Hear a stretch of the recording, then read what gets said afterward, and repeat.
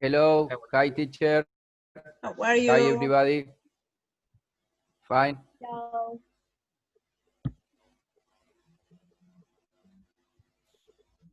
Wait a minute that I'm admitting some more people in. Okay.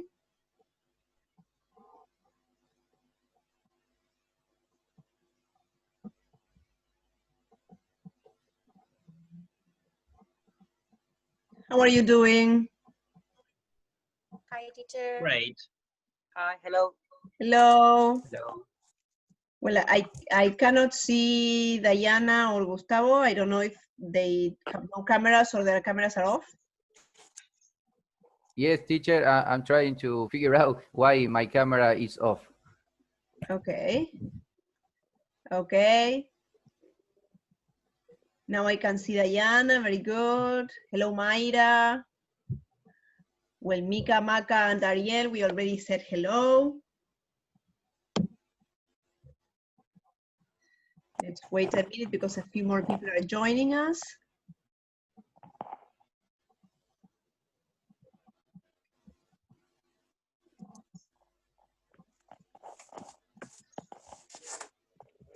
Well, while we wait a little to see if more people join us, yes? Tell me, how are you coping with the homework? Are you doing fine? Yes. Yes. Yes, yes, teacher.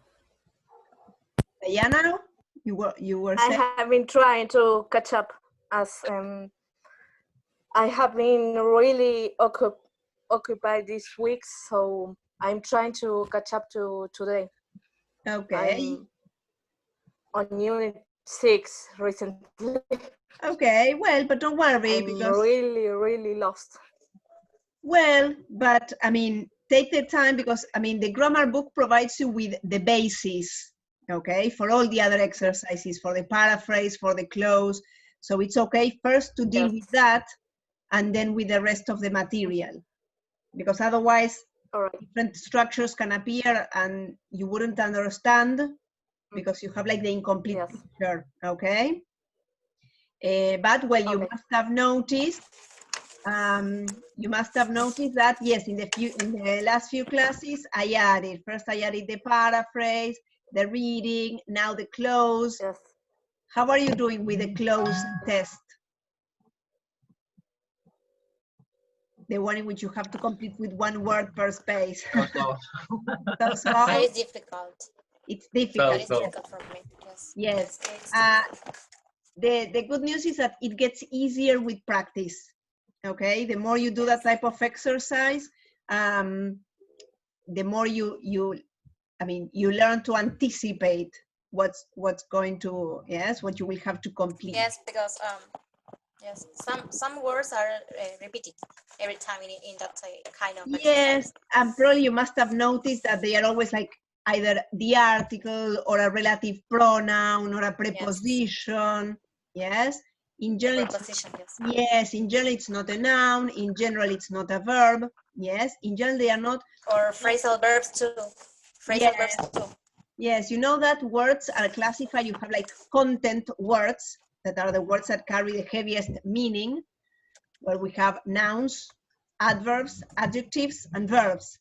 Okay, those are the words that carry the most meaning in a sentence. And then you have function words that help, to create the structure of the sentence, but they do not add as much meaning as content words. And in the close test, in general, you have to use function words, not verbs, not nouns. In general, you have other types of words. Okay. Yes. I don't know if we are going to have time to do all the grammar book. Anyway, we are doing, believe it or not, in spite of the quarantine, we are doing better than last year. Because when we had classes at the Institute, sometimes a lot of time was lost in like small details of discussing things that were not part of the big picture. So we are doing quite well. Anyway, if for those of you who have more time, you can start doing the units at the end of the book where you have like verb plus prepositions or adjectives plus prepositions, because there, what you have to know is that there are no rules. You just have to learn the combinations. For example, prevent from, which appears usually in the paraphrase or in the question. Yes, prevent someone from doing something. Well, there's no logical reason why it's prevent someone from doing. It's just like that, okay? So these are called patterns, and you just have to learn them. There's no rule. You have to apply, appeal to your memory. Reading helps, listening and paying attention, we already mentioned this. All these things help, but at some point, you have to sit down and do a little studying, okay? Maybe making cards where you that you paste around the house can also help as a strategy. Yes, you have to try to see if you're mostly visual learners, because if you are visual learners, making these cards where you have like the verb with one color and the preposition with a different color, and I don't know, you make a sign and you stick it in the mirror in the bathroom. You make another one and you stick it in the microwave. You make another one, you stick it in the fridge, and so on and so forth. After a week of using these cards, you already know them, and then you can replace them by new cards. Now, if you are an auditory learner that you rely more on what you hear, then maybe recording yourselves. First, you write a sentence with each combination, yes, and then you record yourself and you listen to your own voice saying the different combinations. And then there are some other learners who are what is called kinesthetic. They depend more on movement and action to learn and to remember. So for people who are mostly kinesthetic, maybe writing down the same combination 5 times will be most effective, okay? So what I'm saying here is that there is no magic formula, that you have to find what is your most effective way. Now, right now I'm giving you ideas, okay? But what you have to do is to try out. Okay, someone is telling me here that Florencia cannot enter, that there is a problem to enter. Yes, I know, but this happens with all applications that sometimes, maybe tell her like to try again, writing the ID and the password once more to see if then she can enter, yes? Well, so this is as regards studying strategies, okay? Find your own way, find your own way. Some people study best with someone else, so maybe you can try to get closer to someone in the group, even if you don't get to see face to face, even if you meet virtually, but maybe you can create a small study group, people with whom you can study in a way that you find more fun and more memorable, because this is about being memorable, okay? So, okay, the idea for this class is to check doubts, yes? For example, on conditionals, there were no questions, like everybody understood the topic well. Then there is a thing of, well, using it well when you have to use it, but the theory is clear. With indirect speech, in general, the same thing happened, okay? The thing is that now that you had to work on unit 10, the consolidation, where you had everything together, yes? Well, I want to know if you have doubts in that unit, okay? No.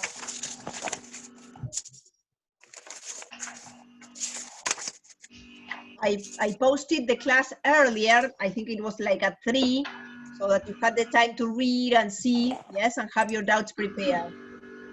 Anyway, if you realize later that you still have some doubts, you can also ask in the platform, yes? But maybe you have some doubts that you wanted to ask here.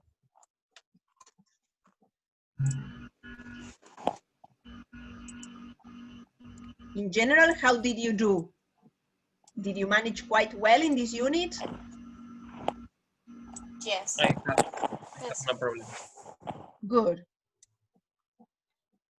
Well, that's very good news, because these 4 units, conditionals, reported speech, passive voice, these are like some of the most important structures that you have to know, okay? So if you have no problems here, this is like a very good sign.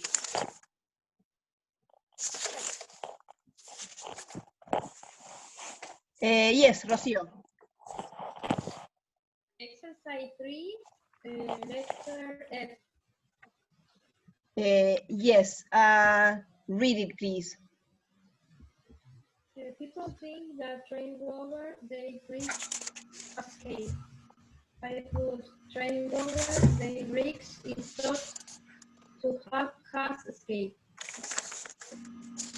But in the key, it is thought to have escaped without has. Sorry, because the sound is kind of like, so I couldn't hear very well. Tell me again, what is the sentence? The sentence is I'm going to share the screen so that we can all see the exercise here. Maybe it's easier this way. Yes, Rocio, there is a noise there. So exercise 3, which sentence? sentence is F. F. Have you received the parcel? No, not this one. So no. I mean at the incorrect unit, sorry. No, people think This is the unit we have to deal with this week.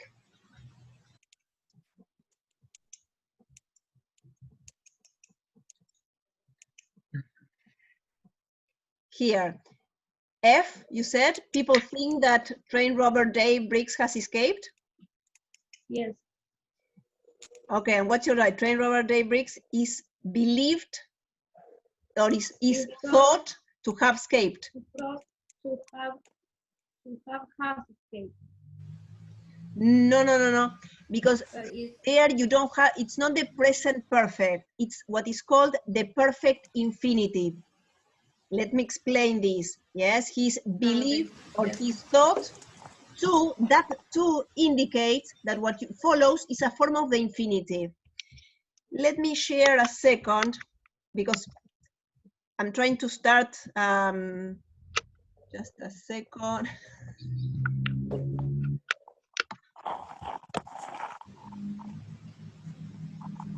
Here.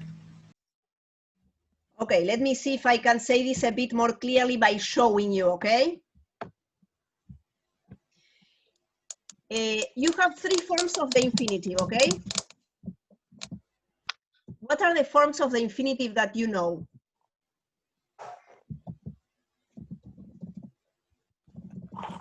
What is the bare infinitive? Do you know what is the bare infinitive? No, I don't know. No. I don't know, teacher. For example, go. For example, take. For example, escape. It's the infinitive without to. Okay? Okay. It's like zero infinitive. It's the same.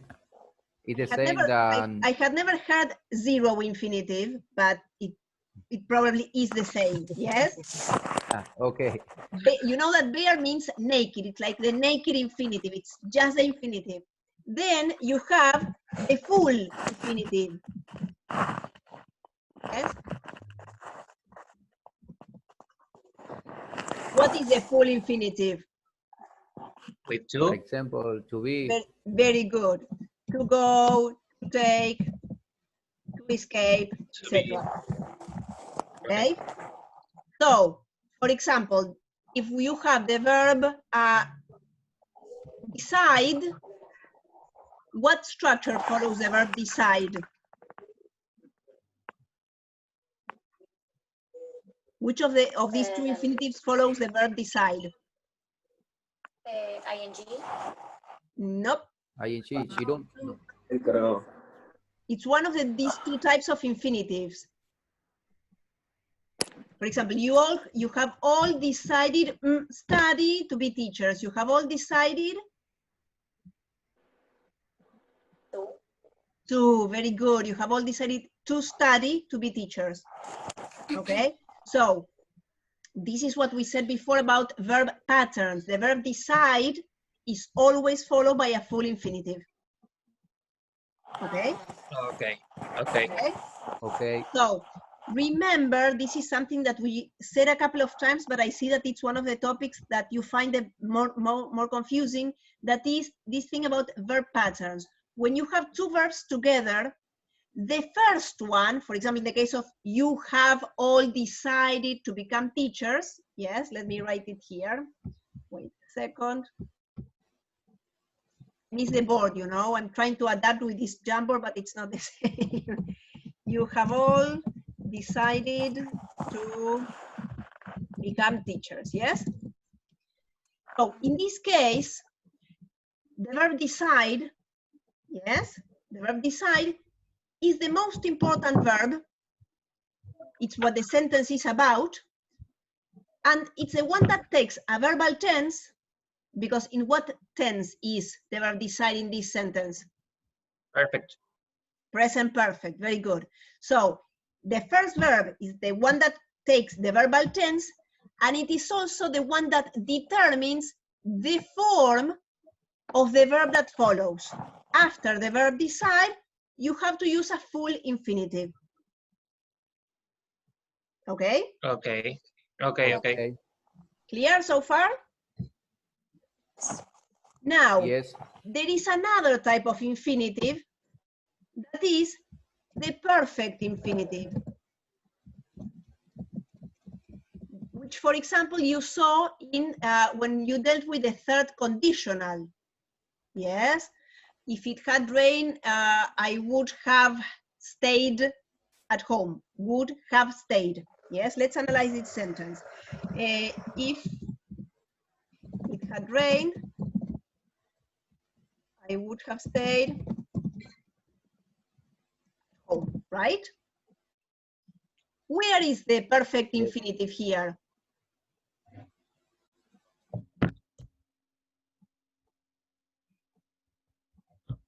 Have stayed. Will have stayed. Have stayed, very good. Let me give you another example to make it more clear, because here you could not be sure, you could have doubts. But if I say the same sentence, but I change the subject, instead of I say he would. And I don't say he would has. I say he would have. Have. Okay? Okay. Because Okay. this is why it's the perfect infinitive, because you don't have to adapt have or has depending on the subject. This, and this is one of the units that we are going to be dealing in the next few weeks, this happens with all modal verbs. Do you know which modal verbs are? Yes. Yes. Yes. Okay, modal verbs can, may, might, must, etc. can be followed by two different types of infinitive.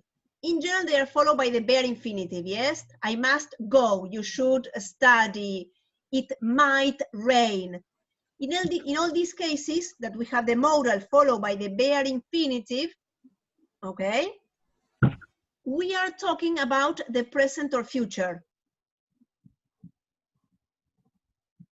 Yes? Okay. Don't worry that this Yes. is something that we're going to study in more detail in a few weeks. But what happens when we want to talk about the past, not about the present or future? Yes? And I want to say that, for example, I'm not sure, because last night I slept very deeply, so I'm not sure if it rained, but I think that probably it did rain, because when I woke up, I saw that the ground was kind of wet. So I'm coming to a logical conclusion. And in this case, I can say, for example, it must have rained. It must have rained. We need to use present infinitive. A modal verb plus have. Exactly. I use the modal Okay. plus the perfect infinitive. Okay? Perfect. Yes. So we have bare infinitive, full infinitive, and perfect infinitive, which in general we use to talk about the past. Okay? Yes. Okay.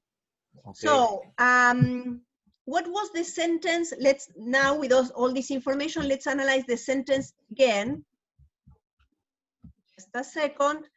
The sentence here was if people think that train robber Dave Briggs has escaped. Yes. Here we have train robber Dave Briggs is thought. There you already have the passive voice. Okay, is thought. So in this case, you need the perfect infinitive. Again, To have Yes. escaped. To have you escaped. need to have Yes. escaped. I put said instead thought. It's the same. It's the same. The idea is that you have to try to make as few changes as possible in paraphrasing. So as the original sentences, people think, it is better to say it is thought that. But in an exam, I mean, most likely you wouldn't lose any points because of that, because the construction is okay.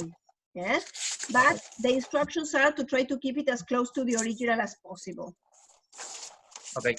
So, who had this doubt in the first place? Sorry, because I am sharing the screen, I don't see all of you now. So maybe you are raising your hand or something and I cannot see you. I can only see 4 of you right now because I'm sharing the screen. So don't be afraid to interrupt. Who had the doubt in this sentence? Me, Rocío. Maca was. No, not Maca. Who was it? Me, Miss Rocío. Rocio, yes. Sorry, I forgot. Rocio, do you understand now? Yes, yes, I do. Great. Thank you, Miss. No problem. That's what we are here for. Any other questions in the consolidation? Don't be afraid to ask because that's what we are here for. Me. Isabel. Hello, Isabel. How are you? Good. Can you hear me well? Yes. Okay. On exercise 3, Yes. I don't know how to write it because it is. I think we should go home, and the word is went. Yes. This structure appeared in the last unit that we dealt with, that is the one about wishes and unreal tenses. Again, for no logical reason, there are some structures in which you are expressing wishes, and in these cases, you use the verb in the simple past. This is something similar to the second conditional that is hypothetical, you know, when you say, sorry, there's someone moving papers? If you, okay, that's better. Okay, so, remember in second conditional, the hypothetical, if I were you, I would attend all classes, for example. Yes, if I were you. You are using the simple past to talk about something that is a hypothetical situation. The same thing happens with a lot of verbs that show, or expressions that show wish. I wish it was December now. I wish it was. There's no logical reason. It's just that these verbs that express wishes are followed by the simple past. One of those constructions is it's time. It's time, or it's high time. Yes, it's time you went home. It's time you went home. The expression it's time, or it's high time if you want to be more emphatic, okay, is always followed by the simple past. And it's a polite way of asking someone to leave, okay? Look at the original. I think we should go home, yes? Or, I mean, this is more polite than we have to go. Well, it's high time we went home. Imagine that you are visiting someone and you must go. You don't want to be rude. This would be a polite way of saying it, okay? I recommend that you make a list with these expressions that appear in Unit 9, the one about wishes, because they are very weird for us in Spanish because we have nothing similar to this. So it can take some time until we become more familiarized with these structures, okay? Because we have nothing similar in Spanish. So until, I mean, maybe, I don't know, there are a few songs with, I don't know, I remember this song, I don't remember if it was Phil Collins or what, like, How I Wish It Would Rain Down, you know? I mean, I don't know, listening to a song, remembering a phrase, thinking of an example that is meaningful to you, this is very important, okay? Okay. When you read the theory, try to make up examples that are meaningful to you. not the ones from the book that for you are nothing. They are talking about John and Mary and people who have, I mean, who don't exist. So you're never going to remember these examples. But if you think about one that is true for you, okay, I don't know, I think that most of us would say it's time the quarantine ended. It's time the quarantine ended. We are talking about the present or future, and still we have to put the verb in the past, because that's the way we talk about wishes, because of this hypothetical element of wishes. Okay? Okay. Okay. Jezabel, more clear now? Great. Any other doubts in this unit?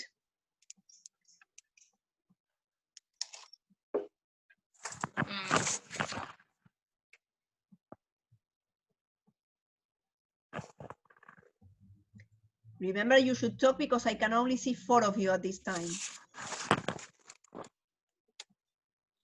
In exercise 1, point C, Second, exercise 1, letter C. We won't go out. first item. Yes, we won't go out if the weather is bad. I put we won't stay in if the weather is good. Okay. This is kind of like avoiding. I mean, your sentence is perfect, but you're not using what they, I mean, you have to think of it this way. When you have, imagine that you have this sentence in an exam, the people giving you the exam want to see if you can use certain structures. Here, they want to see if you can use the word unless. Unless. Okay? So I realized when exactly. So your sentence is correct, yes, but as an examiner, I would still have the doubt, does he know how to use unless? Okay? So okay. Your sentence is not wrong, but the one in the key is preferable. Okay. Okay? Miss, Okay. Yes. Yes. Miss, exercise 1E. Catherine refused to let me go. I couldn't do it. Catherine refused to let me go. Catherine couldn't Let me go. let me go. Just that? Just that. Well, this is one of the things that you have to learn, that sometimes the answer, you don't want to write an answer because you say, no, this is too simple, but it's simple because you know it. Yeah. Okay? Yes. Yes, I know the feeling. I know exactly how you feel, but that's a good sign, in fact. Okay? Yes. Okay. It's like, and don't worry, one day you will feel that way about closed text. You will say, and you will know it. I mean, with practice, you will all get there. Yes, I promise. Okay. Okay. All right. You were expecting something twisted and unusual, right? Yes. Yeah. Yes. For example, the one Ariel had a problem, I solved it. I put won't go out unless, and all the others I completed them, but that one was weird.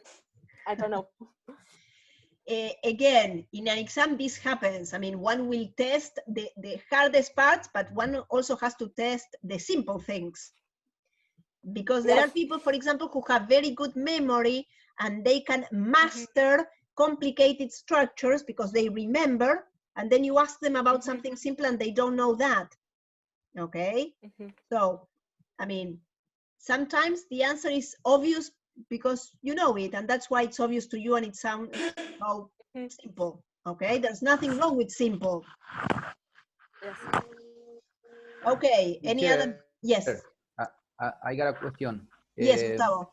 In the point, see, we won't go out if the weather is bad. What happens if I put, we won't stay at home if the weather is good? Well, this is exactly or almost exactly the same as Ariel wrote, that your sentence is correct, but you are avoiding using the structure that they want you to use. And remember that as regards vocabulary, you should not make a lot of changes. The idea is to make as few changes as possible to keep the same meaning. And there you're already changing, instead of going out, staying at home, you are adding things to avoid using a less. Okay? Understand. Okay. Good. Any other?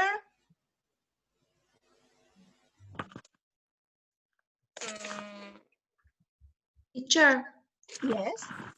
in letter G, if Yes. I put watch it instead of seen, it is correct or it's not? No, the rest of the sentence was exactly the same. Yeah. Yeah, that would, I mean, it's better to write seen because that's the verb that Seen. you have in the original. But if the structure is correct, that's what matters. Yeah. Okay. Thanks. Teacher, Yes. in the point in the J, where it say the police inspector said I had killed me. Problem with this. The police inspector said I would Burns. say I'm the responsible of killing Mr. Burns. It's okay? Say it again because there was some interference in the sound. Okay. The police inspector said I had killed Mr. Burns. So I put the police inspector said I'm the responsible of killing Mr. Burns. It's okay? No, because responsible is responsible for. This is the part about learning the combinations. This is a police inspector accused me of, because you accuse someone of doing something. Again, I insist on making your own list. Whenever you come across one of these combinations that you don't know, for example, now you could add to your list, accuse someone of doing something. Pay attention to that also, yes? Because the police inspector accused me of killing, ing. Okay, so you accuse someone of doing something. Yes? Yes. And responsible, it's responsible for something. Okay. Okay. Do we have to put ing after accuse of the verb ing? Yes. Accuse the subject. Accuse.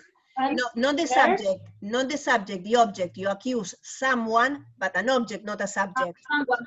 The police inspector accused me, not I, accused me of killing. Yes, ing. Yes.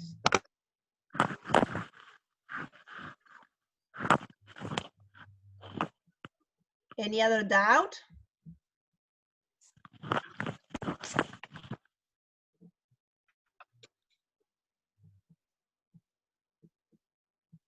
No? No.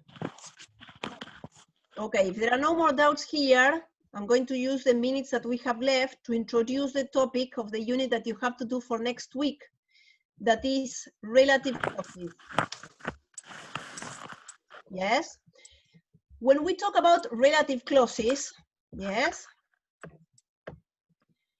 we have to start by defining what a clause is, yes? Do you know what a clause is? No. No. This has to do with the structure of a sentence, yes? A clause is a group of words where you have a subject and a verb. Get used to this term because once you are in first year, you are going to hear this a lot, okay? This is a very important grammatical concept.